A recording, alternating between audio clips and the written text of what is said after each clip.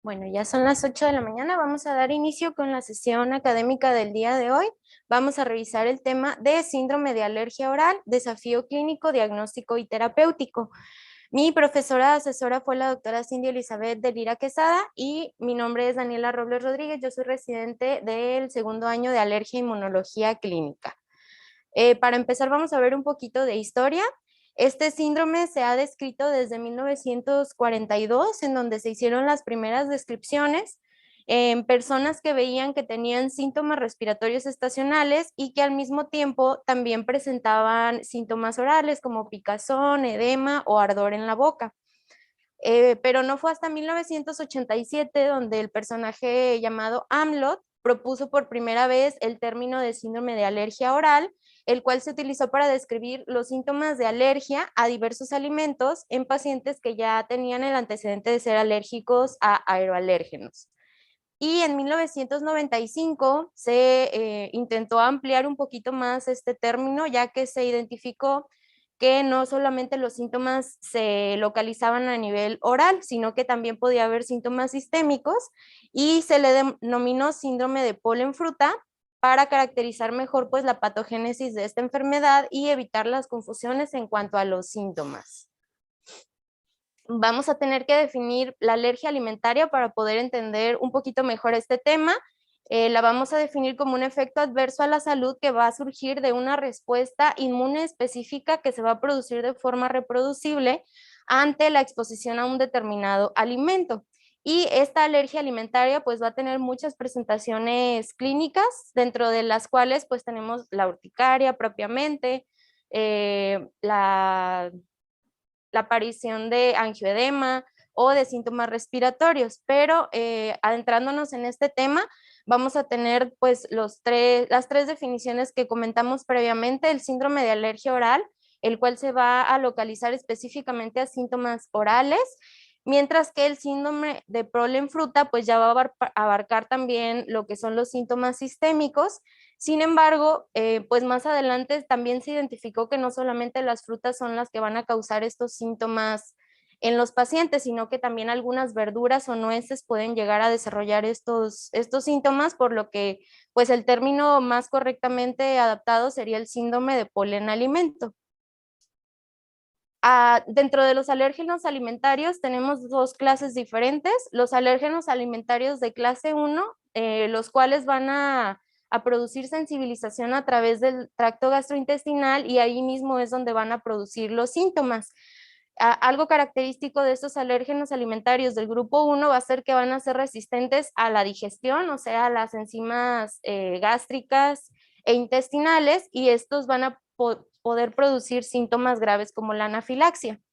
Por otro lado, tenemos a los alérgenos alimentarios del grupo 2, los cuales van a tener un mecanismo de sensibilización fuera del tubo digestivo. El más frecuente va a ser el respiratorio, pero también se puede dar esta sensibilización a través de la piel.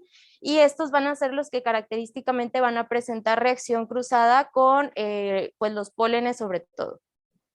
Entonces, el síndrome de alergia oral lo vamos a definir como el que representa un complejo de síntomas de alergia localizados solamente en boca y garganta. Esta patología se cataloga dentro de los síntomas mediados por IgE. Sin embargo, va a ser una de las formas más leves de una reacción alérgica, ya que se autolimita. En menos de una hora los pacientes pueden desarrollar un cese de los síntomas, y sobre todo se va a dar ante la ingesta de frutas y verduras frescas, no cocidas.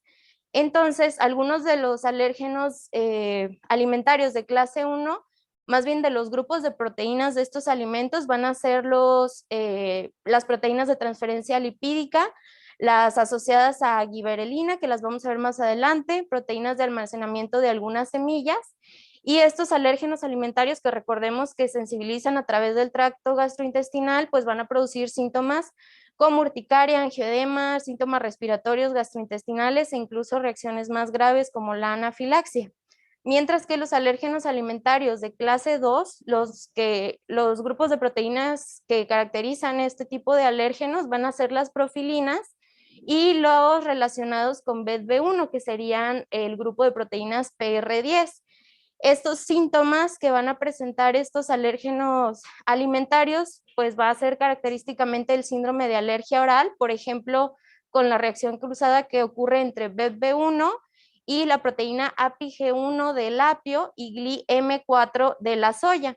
Y estos específicamente se ha identificado que pueden desarrollar síntomas sistémicos severos, incluso también anafilaxia, pero en un menor porcentaje que los de clase 1. Y el síndrome de polen alimento, este va a ocurrir en pacientes que ya están previamente sensibilizados a algún polen y que cuando comen alimentos o plantas característicamente crudos, pues van a contener estos alérgenos homólogos que van a hacer reacción cruzada y también van a ocasionar la degranulación de las células cebadas o de los mastocitos. Entonces, en cuanto a la epidemiología, tenemos algunos estudios sobre esta prevalencia del síndrome de alergia alimentaria. Sin embargo, como podemos ver en la tabla, pues estos valores difieren mucho tanto en región geográfica, sobre todo por el tipo de alimentos que se consume en cada región, y también dependiendo de la comorbilidad atópica que estos tengan secundarios al polen. Por ejemplo, el primero pues se hizo en una población que presentaba rinitis alérgica en niños de 14 a 18 años y en la prevalencia del síndrome de polen alimento pues se estimó en un 24% aproximadamente. Mientras que en otros pacientes menores de 18 años que podían tener tanto rinitis alérgica, conjuntivitis o asma, este síndrome de polen alimento se llegó a estimar hasta en un casi 43%, entonces pues es mucha la diferencia. Sin embargo, pues de manera global, esta incidencia del síndrome de alergia oral se estima en niños desde el 4.7 hasta el 20% y en adultos desde el 13 hasta el 54% casi en adultos. Y de estos pacientes se ha encontrado que el 3% de ellos puede llegar a presentar síntomas sistémicos, que es un porcentaje pues muy bajo, pero no por eso menos importante, y hasta en un 1.7 pueden llegar a presentar anafilaxia. Este es otro estudio que se publicó en la revista de Alergia México, en donde de igual manera se estudió este perfil de síndrome de alergia oral en niños de 6 a 18 años. Y como podemos ver en la tablita, los alimentos más frecuentemente implicados con estos síntomas fueron la manzana, el durazno y el plátano, seguido de otros menos frecuentes como la pera, el melón, zanahoria, aguacate, apio y kiwi. Este estudio se realizó en 538 niños con antecedentes de sensibilización a aeroalérgenos y en estos se encontraron que 29 tenían estos síntomas localizados en boca, traspolándolo a porcentaje pues sería un 5.3%. Y de estos mismos niños los síntomas más frecuentes fueron el prurito oral, el edema y el entumecimiento.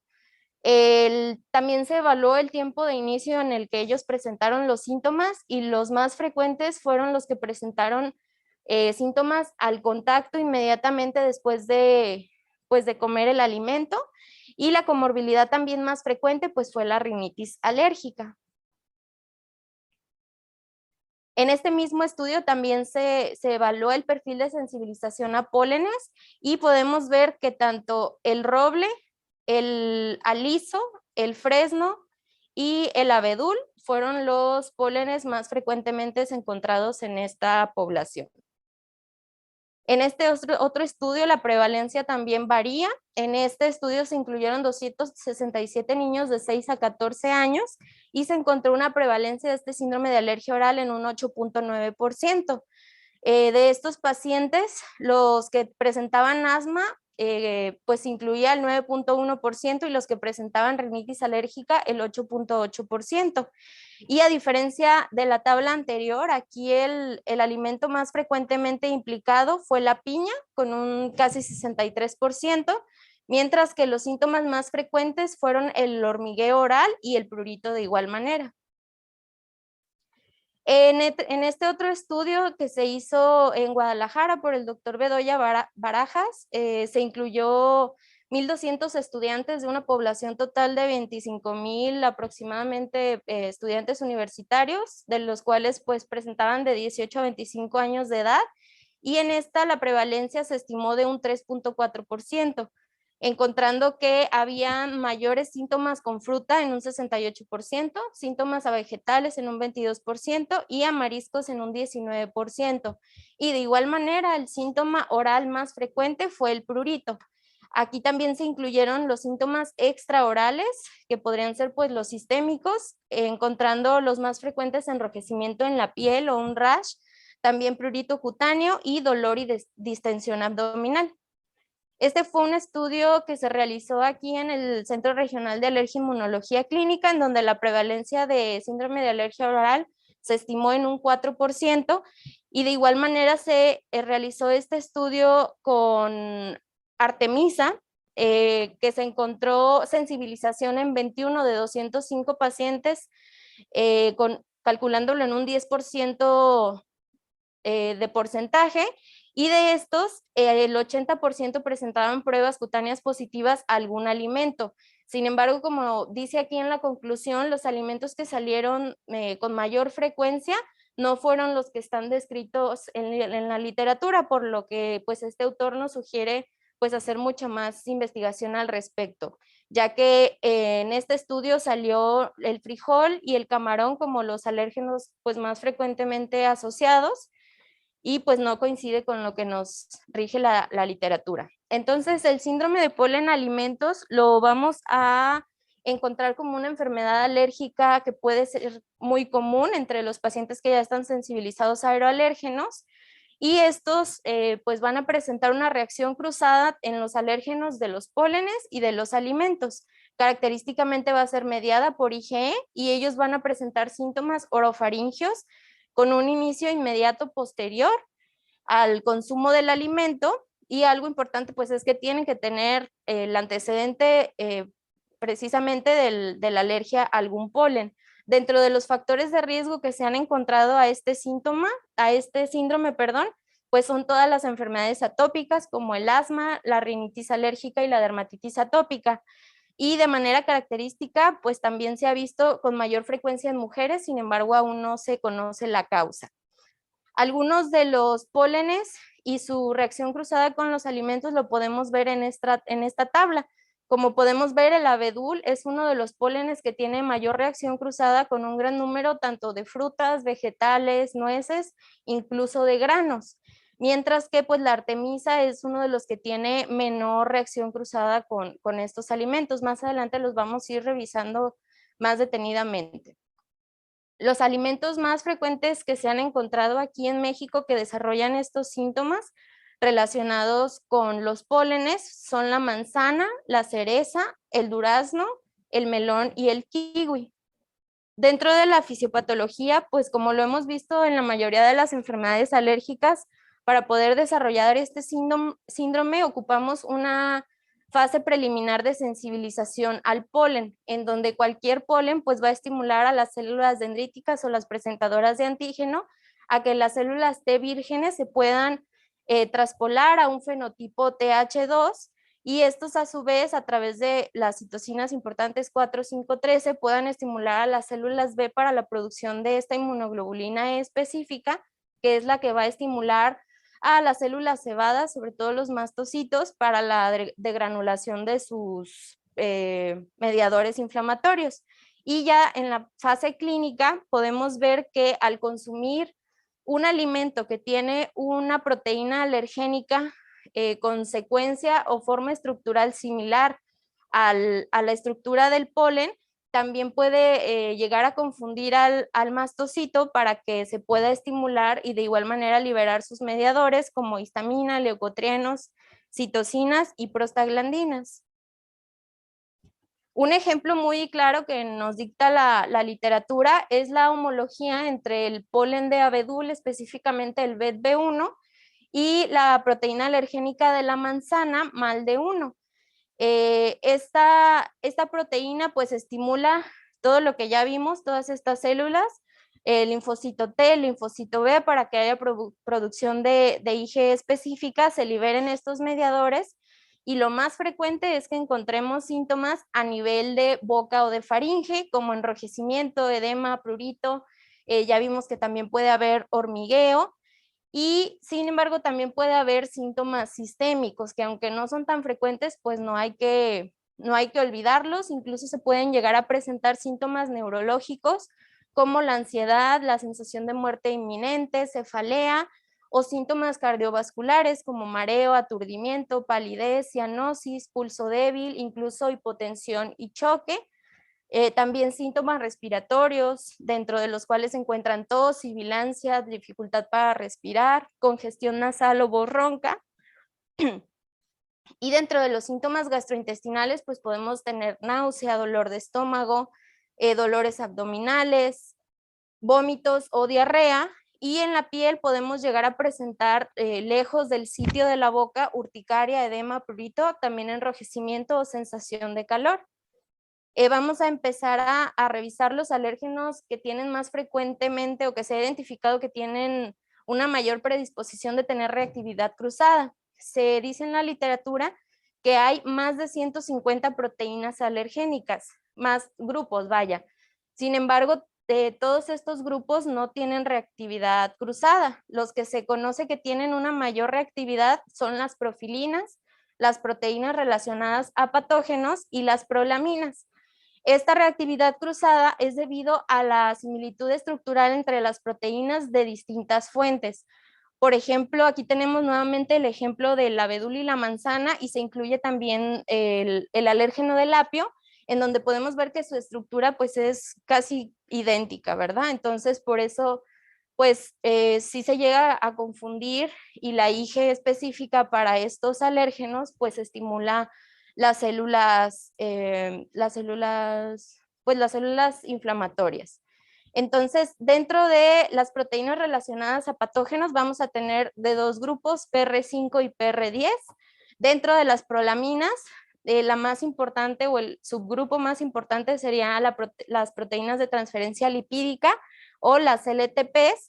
Y hay otros grupos de proteínas que son mucho menos frecuentes, como las proteínas similares a la taumatina, las isoflavonas reductasas y las beta-1,3 glucanasas. Sin embargo, se han encontrado otros grupos de proteínas que todavía están en investigación para ver si realmente se llega a encontrar alguna relación con esta reactividad cruzada, que son las oleosinas, las poligalacturonasas y las proteínas reguladas por giberelinas. Vamos a empezar revisando las profilinas. Estas profilinas son proteínas de unión actina que pesan de 12 a 15 kilodaltons y son monoméricas.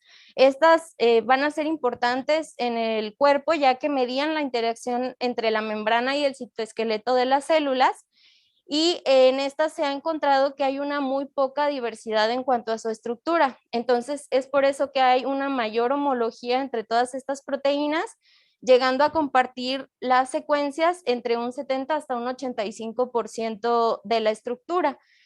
Uno de los síndromes más representativos de este grupo de proteínas es el síndrome de Apio-Artemisa especias, Y pues el alérgeno de polen más representativo es el BET-B2 del abedul. Sin embargo, también hay alérgenos de gramíneas o de gramíneas como el fleum o de algunas malezas como la artemisa o la ambrosía que pueden tener reacción cruzada, sobre todo con manzana y pera, con zanahoria, con apio, con papa y con tomate. Estas profilinas tienen la característica que se van a desnaturalizar con el calor y con las enzimas gástricas, a excepción del apio, que pues es muy resistente a estas condiciones. En la tabla de la derecha podemos ver cómo las profilinas pues tienen un sinnúmero de reacciones cruzadas. Las líneas rojas nos indican una reacción cruzada simple, por ejemplo esta que presenta el pepino con la anana, pues es una reacción que va solamente de anana al pepino, o sea, simple, de un solo sentido. Sin embargo, las que son líneas verdes, esas tienen la reacción cruzada hacia los dos sentidos. Por ejemplo, pues el abedul, que es uno de los más importantes, puede tener reacción cruzada doble con, pues podría ser también la banana o el plátano, que tanto la banana puede tener reacción cruzada con el abedul como el abedul con la banana. Y en esta tablita pues se engloban las proteínas más importantes, tanto de los pólenes como de los alimentos. En cuanto a las proteínas relacionadas a patógenos o la familia PR10, que sería la más importante, estas pueden llegar a tener un peso molecular que va desde 16 a 18 kilodaltons y tienen un punto isoeléctrico ácido, que es el pH, en donde estas proteínas mantienen tanto como un nivel neutro, la misma carga de cargas negativas y de cargas positivas desde 4.4 a 6.1. Estas PR10 van a estar relacionadas con la defensa de las células, sobre todo en respuesta a infecciones bacterianas o fúngicas, y van a verse alteradas o van a aumentar esta reactividad cruzada cuando existen en las personas factores estresantes como sequías, inundaciones, bajas temperaturas, rayos ultravioleta, ozono o traumas mecánicos. Una de las proteínas más identificables de este grupo de proteínas va a ser el BET-B1, que es del abedul o bétula verrucosa, y este puede tener reactividad cruzada con muchos alimentos, tanto del grupo de las rosáceas, como lo puede ser la manzana, la cereza, el durazno y la pera, y también con el grupo de las apiáceas, como la zanahoria, el apio y la papa, y de igual manera de algunos otros alimentos, por ejemplo, el cereal de soya o también algunos granos como el cacahuate. De igual manera, en esta tabla se puede ver pues todas las reactividades cruzadas que puede tener este grupo de proteínas, en donde pues el más representativo es el abedul, y podemos ver que con la manzana pues presenta una línea verde, que esto quiere decir que tiene una reactividad cruzada pues bilateral, tanto el abedul con la manzana como la manzana con el abedul. Sin embargo, también hay otros que tienen una línea roja, por ejemplo, el kiwi con el kaki, en donde solamente eh, personas que están sensibilizadas a kiwi pueden llegar a tener síntomas de este síndrome de alergia oral con el kaki. Y entrando al siguiente grupo de proteínas, que son las prolaminas, y la más importante pues son las proteínas de transferencia lipídica o LTPs. Estas también se conocen dentro del grupo de la familia PR14 y se van a caracterizar por ser proteínas catiónicas con un punto isoeléctrico ácido desde 8.5 a 10 y un peso molecular desde 7 hasta 14 kilodaltons. Estas van a ser importantes porque transportan fosfolípidos de los liposomas a las mitocondrias y también va a participar en la defensa de los organismos, sobre todo contra hongos y bacterias. En este grupo de proteínas, la identidad de la secuencia que se ha identificado va desde el 25 hasta el 67% de diferentes especies, pero en el grupo específicamente de las rosáceas, donde entraría la manzana, la pera, la cereza, puede haber una similitud de hasta más del 70%. Estas proteínas van a ser resistentes y de igual manera al calor y a las enzimas digestivas, y van a ser las que con mayor frecuencia van a llegar a desarrollar síntomas graves desde un 20 hasta un 30%. La parietaria judaica o par J2 es una de las más representativas. Sin embargo, también los pólenes del olivo, artemisa, ambrosía pueden llegar a tener reactividad cruzada mediante estas proteínas a través del durazno y la manzana. Otra cosa característica de este grupo de proteínas es que estas van a estar localizadas sobre todo en la cáscara en lugar de la pulpa. Y en el esquema de la derecha podemos observar, mientras más oscuro esté el circulito, quiere decir que tienen una mayor homología entre sus proteínas. Por ejemplo, PRU-P3, que es del durazno, y PRU-AB3, pues tienen una identidad de secuencia que puede ir a mayor del 80%. Sin embargo, pues estos que están en la zona gris más clara, como el par J1 y par J2, tienen una similitud de secuencia que puede ir desde un 25 hasta un 40%. Entrando a los grupos que son menos frecuentes, empezando con las proteínas similares a la taumatina o TLPs, que también se conocen como la familia PR5, el más identificable va a ser la proteína del cedro de montaña JUN-A3 o también algunas otras cupresáceas. Y estos pólenes pueden tener reactividad cruzada tanto con la cereza, la ciruela, también la manzana, plátano, kiwi e incluso la pera y el durazno. Estas proteínas de igual manera son resistentes tanto al calor como a enzimas digestivas y tienen un peso molecular desde 20 a 30 kilodaltons. Como podemos ver, pues estas son las más pesadas. El punto isoeléctrico de estas proteínas puede ser tanto ácido o básico y van a estar relacionadas con la defensa de las plantas que tienen actividad antifúngica. Este tipo de proteínas van a estar usadas sobre todo en farmacología y en alimentos debido a que tienen pues un sabor dulce. En cuanto a las isoflavonas, podemos encontrar que estas van a estar relacionadas también con la defensa de las plantas, se van a encargar de la biosíntesis de péptidos antimicrobianos vegetales y son también identificables porque dentro de este grupo se van a encontrar las fitoalexinas.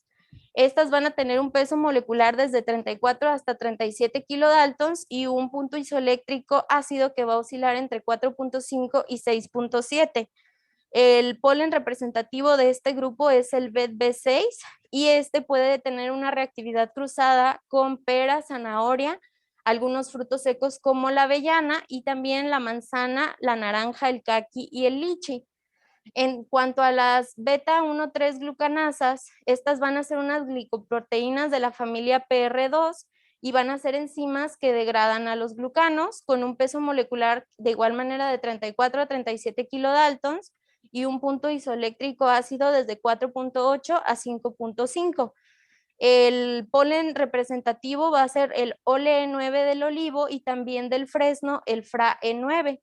Y esto se ha encontrado que tienen reactividad cruzada con el tomate, el plátano, los pimientos, la papa y el látex. Existe otro grupo de proteínas que pueden llegar a tener reactividad cruzada, sin embargo, este grupo de proteínas no se incluye dentro del síndrome de alergia oral o de polen alimentos, debido a que en este no hay ningún aeroalérgeno o sea, no hay el antecedente de que tengan sensibilización a un aeroalérgeno. Únicamente con estar sensibilizados a un alérgeno de algún alimento, por ejemplo, la almendra, pueden llegar a presentar síntomas de síndrome de alergia oral con otro alimento. Entonces, debido a esto, pues se consideran alérgenos de la clase 1. Y bueno, algunos pues ejemplos más importantes con los que me gustaría que se queden es, por ejemplo, de las profilinas, en donde los pólenes importantes van a ser el abedul, la artemisa y la ambrosía, y estos pueden tener reactividad cruzada con kiwi, piña, apio, maní, zanahoria, soya, manzana, plátano y durazno. Del grupo de PR10, en donde podemos encontrar pues de forma más identificable al abedul o al BET-B1, va a haber una reactividad cruzada muy importante con manzana, durazno, maní, avellana, soya y también de apio. Y algunos ejemplos importantes de proteínas de transferencia lipídica, los pólenes implicados van a ser la artemisa y la ambrosía, y los alimentos van a ser el kiwi, el maní, la avellana, el látex, la nuez, la manzana, el trigo y el durazno. Pues debido a estos síntomas característicos que se presentan entre algunos pólenes y algunos alimentos, se han identificado algunos síndromes que van a tomar el nombre de los alimentos que ocasionan reacción cruzada. Por ejemplo, del grupo de PR10, el síndrome más frecuente va a ser el de abedul manzana. Mientras que en el grupo de las profilinas, pues hay muchos tipos de síndromes, pero uno de los más importantes sería el de abedul, apio, manzana y durazno, pero también tenemos el de la artemisa durazno, artemisa mostaza, entre otros. Y del grupo de las proteínas de transferencia lipídica, podemos tener el síndrome de la ambrosía plátano, artemisa mostaza, artemisa durazno, o frutas con el polen del plain, no me acuerdo cuál era. Bueno, el polen del plain, se los debo. Vamos a iniciar a revisar tanto clínica, diagnóstico como tratamiento. Ah, ok, gracias. Plátanos. Estos síntomas van a iniciar en segundos de haber estado en contacto con el alimento, o pueden llegar a presentarse hasta 5 a 10 minutos como máximo. Los síntomas más frecuentes, que ya pues algunos los habíamos visto previamente: angioedema, sensación de quemazón, disfonía, opresión de la garganta, puede haber dificultad para pasar los alimentos, incluso desarrollar síntomas de prurito de oídos, náuseas o prurito nasal. Sin embargo, el síntoma más importante, o que en la mayoría de los estudios se ha visto que es el más frecuente, es el prurito oral faríngeo. Los síntomas sistémicos en esta otra bibliografía nos lo marcan que pueden llegar a presentarse hasta en un 9%, y los más importantes de ellos van a ser la urticaria generalizada y la disnea, mientras que la anafilaxia puede llegar a ascender hasta un 2%. Y pues obviamente estos síntomas pueden verse influidos por algunos factores. Por ejemplo, el consumir muchos más alimentos crudos que tienen más importancia de hacer reactividad cruzada, pues nos va a predisponer a presentar alguno de estos síntomas. En cambio, si se consumen cocinados o cocidos, pues disminuye esta probabilidad. Sobre todo en grupos de proteínas que son lábiles a las enzimas gástricas, podemos encontrar pacientes que estén bajo el tratamiento de algunos medicamentos, sobre todo el subsacilato de bismuto, que va a disminuir estas enzimas gástricas. Entonces, proteínas alergénicas que regularmente pues no ocasionan síntomas pueden llegar a ocasionarlos por estar pues las enzimas gástricas como inhibidas por estos medicamentos. También la cantidad de comida que se ingiere puede poder intervenir con la gravedad de estos síntomas, y de igual manera el ejercicio, que tanto puede ser cofactor para anafilaxia como también factor para que se puedan presentar estos síntomas pues más frecuentemente. También puede llegar a haber síntomas específicos con algunos alimentos. Por ejemplo, entre los más destacados sería el anacardo o la nuez de la India, que puede llegar a presentar cialorrea. Las uvas se ha visto que pueden llegar a presentar enrojecimiento de cara y cuello. Por parte de la ciruela, algo diferente a lo demás es que puede llegar a presentar una sensación de sequedad y dureza en lo que es la garganta, y eso nos puede asociar a que el paciente está presentando un edema glótico. Mientras que el mango puede llegar a desarrollar cansancio, mareos e incluso hinchazón de la cara, y similar como a un angioedema. También podemos clasificar los síntomas de nuestros pacientes de acuerdo a la gravedad que estos presenten. Por ejemplo, si desarrollan síntomas únicamente localizados a la mucosa oral, que sería específicamente hablando del síndrome de alergia oral, pues se consideraría un grado 1, mientras que el grado 2 ya implica el desarrollo de síntomas gastrointestinales como náuseas, diarrea, distensión abdominal. El grado 3 ya nos implica también síntomas sistémicos como la urticaria, el angioedema, la rinoconjuntivitis o incluso el asma. Y obviamente el grado 4, que ya es el más alto, pues nos va a inferir problemas que nos ponga en riesgo la vida del paciente, como lo puede ser un edema laringio súbito o un choque anafiláctico. Se han identificado también algunos factores de riesgo que pueden hacer que los pacientes estén más predispuestos a desarrollar una anafilaxia dentro de este síndrome de polen alimento, como lo puede ser el presentar reacciones sistémicas, el que presenten reacciones a alimentos cocinados, que tengan una prueba de PRIC positiva con extractos comerciales, que como más adelante lo vamos a ver, pues esas pruebas con extractos comerciales son un poquito menos específicas y sensibles que las de los extractos frescos. O pacientes que tengan síntomas con durazno, es mucho más frecuente que puedan llegar a desarrollar una anafilaxia, así como la ausencia de sensibilización a pólenes frecuentes. Los alimentos que más se han asociado a desarrollar anafilaxia relacionadas con este síndrome son las almendras, los duraznos, las cerezas, el apio, las lentejas, ciruelas y los tomates. Para poder hacer el diagnóstico, pues como en todas las enfermedades alérgicas, la historia clínica va a ser muy importante. Identificar si nuestro paciente está previamente sensibilizado con algún aeroalérgeno, y hacerlo que nos describa los síntomas que presenta al consumir las frutas que que le pueden ocasionar tanto prurito faríngeo o edema de labios, de lengua, entre otros.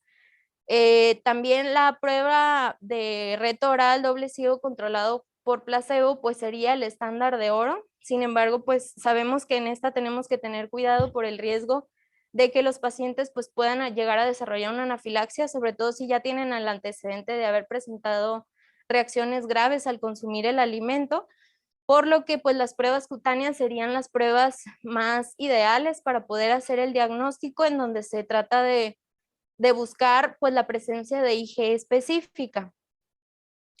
En la historia clínica, ¿qué vamos a buscar? Sobre todo la manera en que se presentan los signos y síntomas, el alimento ingerido al que están relacionando esto, la secuencia de los síntomas, en qué minuto después de que tuvo el contacto con el alimento empieza a desarrollar los síntomas, y también el periodo de tiempo que le duran sin usar tratamiento, sin tomarse algún medicamento. Para poder tener la sospecha, pues vamos a identificar a estos pacientes con los que presenten prurito oral ante la ingesta de frutas o vegetales frescos. Ese va a ser como nuestro alarma o nuestra red flag para poder sospechar que un paciente puede llegar a tener síndrome de polen alimentos. Entonces, las pruebas de PRIC o las pruebas de punción, estas tienen una muy alta sensibilidad, más del 90%. Sin embargo, tienen una especificidad muy baja, y esto es debido a la calidad de los extractos comerciales. Esta especificidad va desde un 30 hasta un 60%, por lo que el valor predictivo positivo de estas pruebas, es decir, al momento que una prueba nos salga positiva, no podemos asegurar que el paciente tenga un síndrome de polen alimento, porque el porcentaje es muy, muy bajo. Sin embargo, el valor predictivo negativo es muy alto, entonces sería una prueba que nos ayudaría mucho a descartar este tipo de patología. Es decir, que si nuestra prueba sale negativa, podemos decir con una certeza de arriba del 95% que nuestro paciente pues no lo tiene. También otra prueba que se utiliza y que es un poquito más específica es la prueba de prick to prick, en donde se tiene que realizar una punción inicialmente en la fruta fresca que tengamos la sospecha. Por ejemplo, aquí en la imagen tenemos el plátano, kiwi y manzana. Entonces se punciona directamente la fruta fresca y posteriormente se prosigue a puncionar al paciente. Y al igual que con los extractos comerciales, la lectura se realiza después de los 15 a 20 minutos para poder identificar si nuestro paciente tiene reactividad a estos alérgenos. Las pruebas intradérmicas, pues sabemos que se utilizan sobre todo para pólenes. Estas en los alimentos no son las ideales o no se recomiendan, debido a que pues no son muy válidas. En este estudio se vio la diferencia de la reactividad de la piel a pólenes en pacientes que tenían síndrome de alergia oral versus pacientes que tenían rinitis alérgica, y lo que se pudo observar es que sí había una relación entre el tamaño de la roncha que desarrollaban con la frecuencia o la gravedad de los síntomas que presentaban, como el prurito oral, el prurito faríngeo o el edema de los labios. Y en esta tabla podemos ver lo que ya les mencionaba. Aquí tenemos la sensibilidad de los extractos frescos, es decir, tomar o hacer la prueba prick to prick directamente del alimento fresco, a comparación de la sensibilidad que tenemos con los extractos comerciales. Extractos como la manzana y la banana pues tienen una sensibilidad muy baja, por lo que pues es mucho más recomendable realizar nuestras pruebas con los alimentos crudos.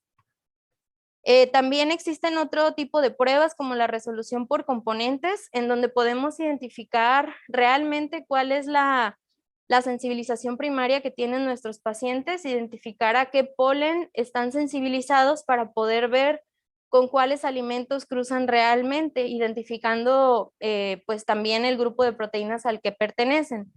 De estos resolución por componentes tenemos el Singlepex, donde solo se estudia un componente alergénico, pero los más útiles serían los multiplex, en donde se pueden estudiar hasta más de 100 componentes alergénicos. Y dentro de estos, los más importantes que podemos utilizar es el ISAC, que Actualmente pues consta de 112 alérgenos y el Alex de 184 alérgenos.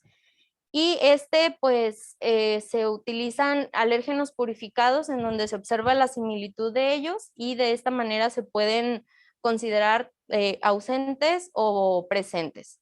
Y también tenemos la prueba de activación de basófilos, en donde esta pues se considera que tiene una mayor especificidad y un mayor valor predictivo negativo que las pruebas cutáneas e inmunoglobulina específica sin perder la sensibilidad ni el valor predictivo positivo. ¿Por qué? Porque estas células se estimulan directamente con el alérgeno que estamos sospechando y utilizando la medición de este marcador CD63 o también el CD203 podemos ver si los mastocitos del paciente pues están reaccionando directamente al alérgeno que sospechamos. Sin embargo, pues estas no están tan disponibles como nosotros quisiéramos, requieren un laboratorio especializado y su uso todavía se limita a la investigación, aunque pues ya en algunos laboratorios se están haciendo con mayor frecuencia para tomarlas en cuenta. Aquí tenemos un algoritmo diagnóstico para poder detectar a estos pacientes. De manera inicial tenemos que ver si la reacción que está presentando nuestro paciente coincide con una reacción mediada por IgE. Si sí coincide, hay que ver si el paciente está sensibilizado a aeroalérgenos inicialmente. Si sí está sensibilizado a aeroalérgenos, vamos a ver si nuestra reacción se considera severa o no. Si se considera severa, podemos ver si tiene clínica sugestiva de un síndrome de polen alimento y si no la tiene, pues se trata como una alergia alimentaria de tipo 1. Mientras que si sí lo tiene, pues idealmente se sugiere evitar los alimentos que se consideren sospechosos y también considerar el uso de epinefrina autoinyectable, solamente si desarrollan síntomas graves. Sin embargo, si esta reacción no es severa, seguimos tratando de identificar si tiene síntomas relacionados con el síndrome de polen alimento y si sí los tiene, podemos buscar si tenemos algún tipo de estudio que nos ayude a identificar cuál es el alérgeno involucrado para poder encontrar qué alimento es el que pues tiene que evitar el paciente y también considerar si necesita pues el adiestramiento para que él pueda trasladarse con una epinefrina autoinyectable. En cuanto al diagnóstico diferencial, pues no son muchos porque realmente sí son síntomas muy característicos. Sin embargo, los síntomas que se pueden observar en la parte de afuera de la boca, como pueden ser urticaria o dermatitis, también se puede llegar a confundir con una dermatitis por contacto. Y de igual manera se ha encontrado que también puede haber cierto diagnóstico diferencial con esofagitis eosinofílica. Por ejemplo, en este artículo se hizo un reporte de caso en donde se encontró un niño que presentaba vómitos intermitentes desde los 2 años de edad y a los 7 años fue cuando presentó el primer episodio de prurito faríngeo y fue ahí donde se diagnosticó con el síndrome de polen alimento. No fue hasta 11 meses después donde a través de una esofagogastroduodenoscopía se pudo hacer el diagnóstico de una esofagitis eosinofílica. Sin embargo, pues este paciente presentaba también los vómitos persistentes, que pues era como una bandera roja para sospechar en alguna otra patología o descartar más bien alguna otra patología que fuera más grave que el síndrome de alergia oral. En cuanto al tratamiento de estos pacientes, pues idealmente va a ser la exclusión de los alimentos que sean desencadenantes de los síntomas.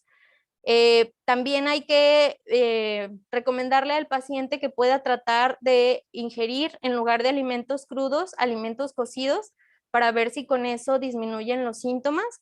Sin embargo, esto sabemos que en nueces no es aplicable, ya que algunas nueces al estar tostadas pues pueden aumentar su alergenicidad.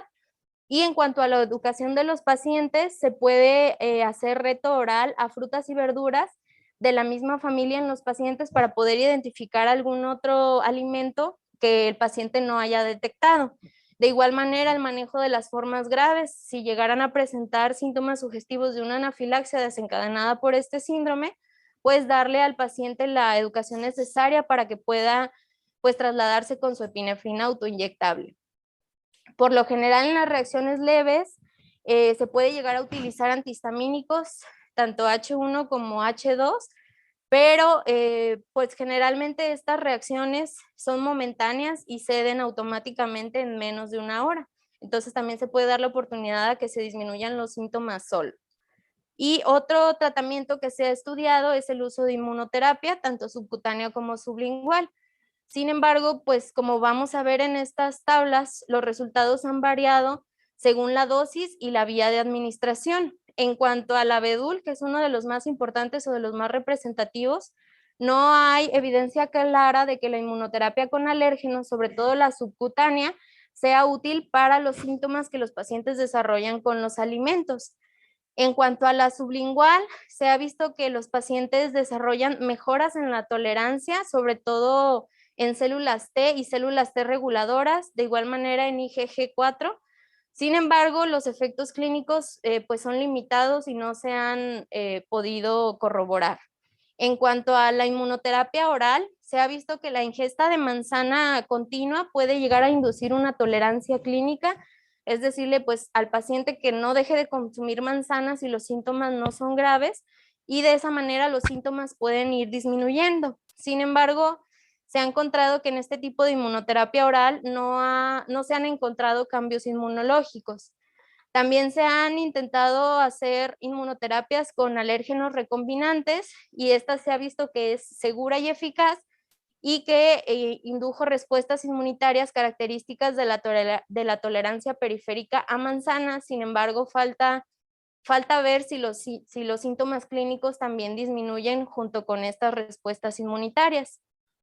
La epinefrina autoinyectable ya sabemos que se va a utilizar para los casos graves, sobre todo la anafilaxia en pacientes que tengan historia de haber presentado edema laringio o compromiso respiratorio. Y en estos pacientes sobre todo se debe de evitar alimentos crudos y pues sugerirle que pueda trasladarse con su epinefrina a la dosis que ya conocemos de 0.01 mililitros por kilo.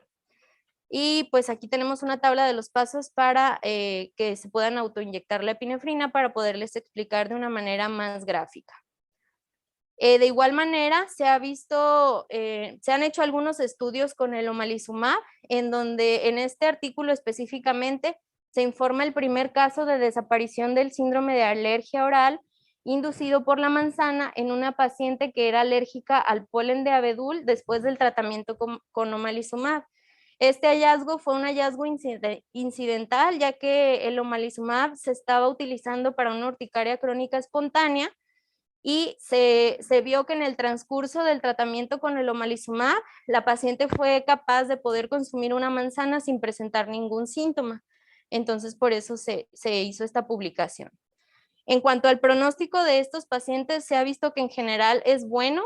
Una tercera parte de los pacientes van a perder la sensibilización después de que hagan una evitación estricta del alimento que desencadene sus síntomas por 2 años, y se ha visto que ocasionan muy pocas reacciones severas. Sin embargo, como ya lo vimos, sí se han llegado a reportar anafilaxias y edemas laringios, por lo que pues tenemos que tomarlo en cuenta. Ya para terminar, las conclusiones de esta sesión son que el síndrome de polen alimentos es un tipo de alergia alimentaria de clase 2. La prevalencia real de esta patología no está bien definida por la controversia en cuanto a su definición y también porque varía dentro de cada país y de cada región. El tratamiento primordial va a ser la exclusión de los alimentos en la dieta y se debe de individualizar cada paciente para evaluar el riesgo y la necesidad de la terapia con la epinefrina autoinyectable. Múltiples factores intervienen en esta decisión, tales como la dificultad de seguir una dieta de restricción, la calidad de vida, el costo del medicamento y el nivel de riesgo de anafilaxia. Y mis conclusiones personales son que es necesario establecer una definición universal de esta patología para que se logre identificar adecuadamente y así poder obtener datos epidemiológicos certeros. Como ya vimos, tiene una presentación clínica muy variable, desde síntomas orales leves hasta graves como la anafilaxia, por lo que debe de ser correctamente evaluado para poder determinar el mejor tratamiento para estos pacientes. Y eso sería todo de mi parte.